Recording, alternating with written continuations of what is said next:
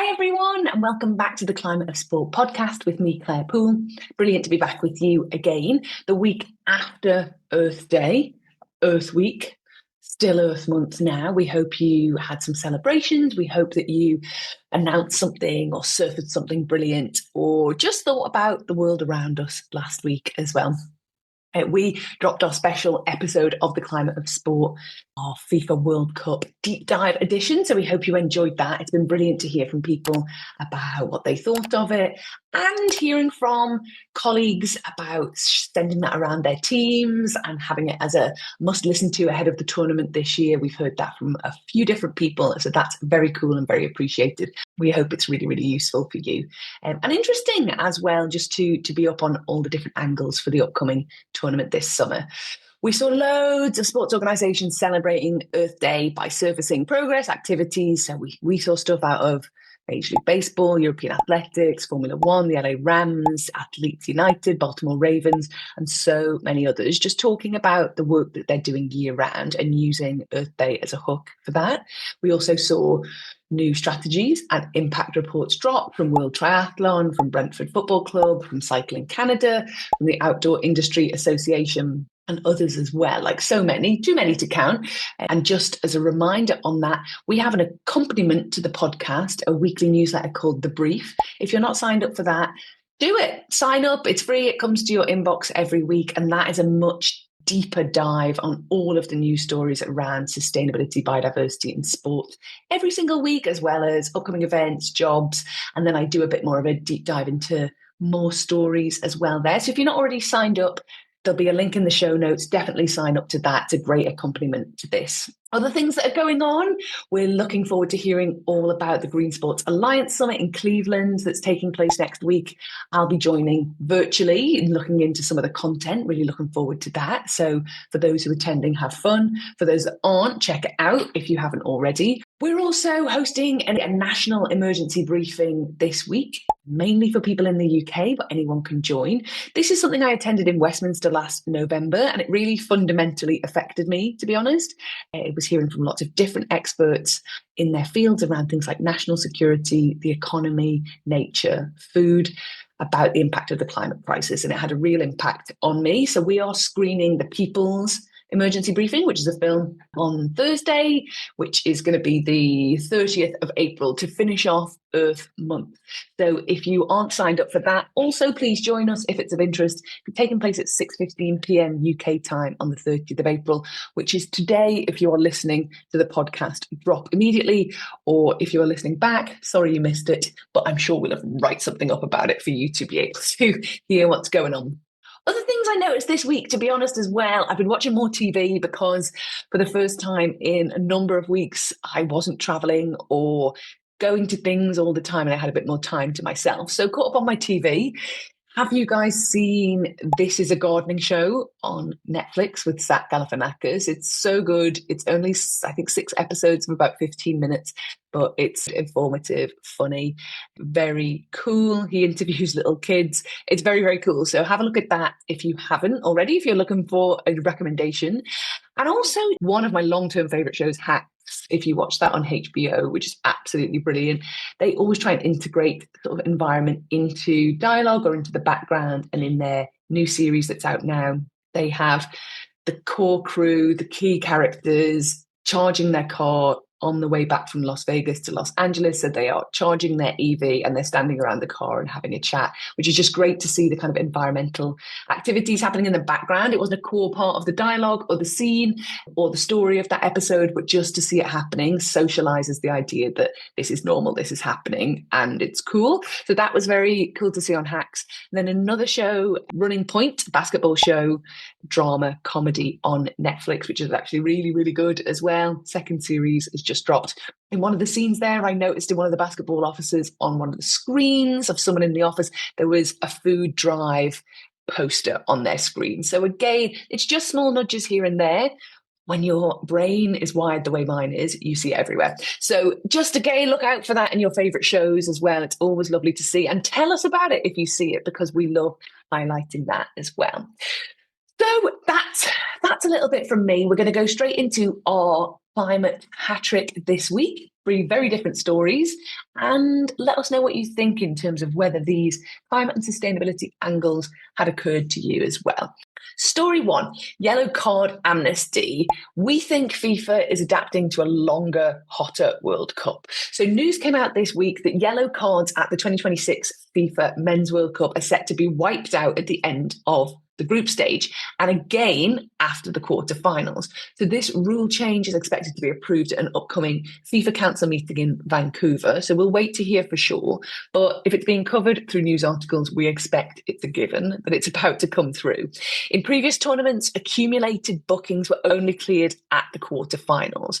So with the expansion of 48 teams this year for the 2026 edition across the US, Canada, and Mexico, FIFA looks as though it's going to reduce the risk of players missing key knockout matches due to suspension in terms of adding in this extra layer of removing all yellow cards. The logic is partly structural. So more teams, of course, mean more matches. We've talked about this a lot. And more matches mean a higher likelihood of yellow cards accumulating. And that is going to impact suspensions. And those suspensions could impact decisive moments in terms of squad makeup. So resetting bookings earlier reduces that bottleneck, and in FIFA's view, could potentially improve competitive fairness by keeping top players available deeper into the tournament. So interesting to hear that that's happening. Now, from my perspective, I'm seeing a growing environmental subtext as well. So the 2026 tournament is going to be played, as we know, across a much larger geographic region and across different climatic conditions. Host cities are expected to experience a wide range of weather conditions. So depending on where the games are taking place, we could be looking at humidity, altitude, extreme heat. Hopefully not, but there's a chance of wildfire smoke as well, which would affect air quality. So there's going to be a lot of weather to contend with across this tournament. And according to assessments from bodies like the IPCC, heat waves in North America are becoming more frequent and intense due to climate change, increasing that physiological strain on athletes competing at the height of summer. So for us, the inference is that this all ties together tactically. Teams are already preparing for heavier rotation, longer recovery cycles, and more careful load management. So in that context, the risk of suspension through accumulated yellow cards becomes more than just a disciplinary issue. It's another variable that can thin squads and disrupt planning. So FIFA hasn't explicitly framed this rule as climate adaptation. It's aligning with a broader shift in tournament design, let's say, in line with the growth of this tournament being 48 teams, and they say removing bottlenecks at key times. But this is also going to reduce avoidable pressures on squads at a time where environmental conditions are becoming less predictable, more demanding, and keeping key players in the team and being able to rotate them and rely on that is going to be absolutely critical to teams' performance for this World Cup. So let's see what happens, and we'll keep an eye on that story. Story two is Brighton's new home for women's football, and we say maybe a climate test case. So Brighton and Hove Albion Football Club are planning something historic in the UK. They are going to be the first to build a purpose-built stadium for their women's team. The new ground is set to open in the 2030-2031 season. It's going to hold about 10,000 fans. It's going to sit right next to the current stadium, connected by a bridge walkway, and it's going to cost about 75 to 80 million pounds. Right now, Brighton women play their home games 20 miles or so away in a place called Crawley. So this moves everything onto one campus, and that's where, for us, this story gets interesting. Of course, new stadiums always come with a carbon cost up front. You've got steel, concrete, construction emissions. That's very obvious. But Brighton's approach could actually soften that impact because they're building this new women's stadium next to their existing stadium. They're avoiding, moving to a new remote, possibly greenfield site. But also they're tapping into existing transport links. So trains, buses and infrastructure that already are connected to their current stadium. That's going to mean fewer fragmented venues, less travel and better coordination for the club. So it's maybe a quieter kind of sustainability win. There's also, for me, something really interesting in the size. So the new stadium is 10,000 seats, which for us, feels like the right side stadium. It's being built for the demand that is in place right now, not perhaps a vanity or a prestige project. And that really matters because oversized venues often waste energy and resources, and they can see decades of underuse before perhaps that growth moves in. So it sounds and feels very savvy. Because it's a new build, it's a real opportunity, of course, to really lead on sustainability. And we know that Brighton Hove Albion, as a signatory to UN Sports for Climate Action Framework, have emissions reductions targets. So we can imagine when plans for the new stadium come out, we'd expect to see renewable energy, low carbon materials, water reuse systems, and all planned in from day one, obviously. So obviously, if we zoom out from this is bigger than just Brighton, although it's a great piece of news coming through for the women's game. Clubs like Kansas City Current in the US have already opened purpose-built women's stadiums, and others are following. And this shows more investment in women's sport, which we love to see because that is accelerating. And with it comes the chance to embed sustainability at the core of this growth, but also the cultural shift as well. So research shows, and we know ourselves, that many women players see climate change as already affecting the game. So we have a lot of female players speaking out around the topic, from doing reports of the impacts on climate change, like Amy Turner and Hayley Ladd, speaking out about this around Earth Day. We saw the 100 women players around the 2023 Women's World Cup offsetting their emissions. We're already seeing a lot of female players take action in this area. So as we see investment growing into the women's game, what we can see is the fan base, which we know is values driven, growing. It also gives those female athletes an ever growing platform. And that is only going to be better news for socializing and platforming the causes they care about, which we know is often climate and the environment. So it's not just about a new stadium for us. This is about the next generation of sport infrastructure. It's also about the wider context of investment into women's sport, but also from the stadium perspective, we see this project as a leaner, smarter, and more aligned with a climate conscious future. Now, just an add-on to this story at the other end of the spectrum, because there was a brilliant piece by Victor Caroselli out in Sports Business Journal this week as well about the Spotify Camp Nou redevelopment. So FC Barcelona, on the other end of the spectrum, has got a 1.87 billion project designed, not just to drive revenue, but also we think is helping to redefine sustainable sport venues as well. So again, we just spoke about Brighton. The updated Spotify Camp Nou is going to have a capacity of 105,000, so 10 times the size of Brighton's new women's stadium. They're going to include expanded VIP and digital experiences, and they want to unlock exponential growth. The shift here is diversification. So even during construction, a temporary museum has been set up to continue to draw visitors to go to the original site. And that's brought in 2 million visitors a year. And also in terms of the cost of the project, really importantly, it's brought in revenue. Post rebuild, it's expected that that museum could generate $82 million a year. So a not insignificant amount of money. Sustainability is central to this project. It's not cosmetic. The club reused 120,000 tonnes of concrete, which cut its emissions by 50% without increasing costs. The stadium's going to run on 100% renewable energy with solar and energy storage already planned, and will reduce long-term expenses.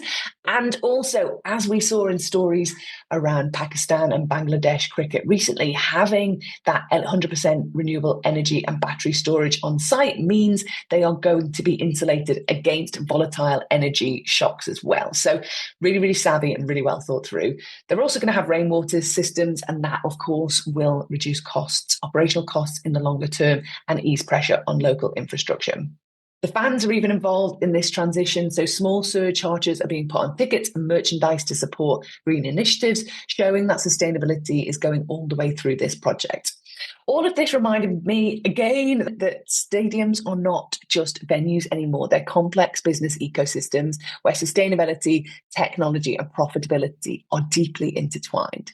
If Barcelona gets this right, the new camp won't just be one of football's most iconic homes, it's going to also now be a blueprint for how clubs worldwide balance financial pressure and environmental responsibility. And in an era, as we know, where both costs and climate risks are rising exponentially, that might be the most valuable asset of all. Okay, story 3 is making the cut, not just the NFL draft picks, but the trees nearby as well. All right, so it was a blockbuster weekend for Fernando Mendoza, who was the first pick for the NFL draft, and it was a hugely successful event for the franchise, with over 800,000 fans packing in to watch the first pick come off the board at this 3-day event. The environmental controversy surrounding it, however, highlights a growing tension in modern sport. The clash between this spectacle of an event and everything that goes with it, and urban sustainability as well. The scale of this event was supported by a purpose-built draft theatre and a sprawling fan campus. So there was a lot of infrastructure shifts for this 3-day event. But beneath all of that, the quieter story has sparked a local environmental debate. So to make room for the draft's main stage and the infrastructure, dozens of trees were removed around the stadium. So depending on the estimate and where you read, that's somewhere between 57 and nearly 100 trees that were cut down as part of the site preparation. City officials described it as necessary. The event space required for these crowds that they were expecting in record numbers, along with strict safety and operational requirements. These trees are part of Pittsburgh's urban canopy, some nearly 2 decades old, and of course, they are quietly performing really important environmental functions every day. They're absorbing carbon, they're cooling the surrounding area, they're helping manage stormwater in a dense urban environment, and they're home to local biodiversity. And this is where the tension lies. So the NFL and local organisers have emphasised, in terms of a sustainability legacy, that there are plans to plant more than 200 replacement trees and even hundreds more across the region. But we know that that environmental trade-off isn't immediate. So new trees can take years or even decades to match the carbon storage and ecological value of mature trees. And also local people are left with a long-standing environmental asset being removed for a one-off 3-day event. Supporters argue it's part of a broader urban strategy. The city says it will replant the trees, quote, inch for inch, which basically means the total canopy could eventually increase. More diverse species and better placement across neighbourhoods is what they cite. But critics point to the optics and the precedent that this sets.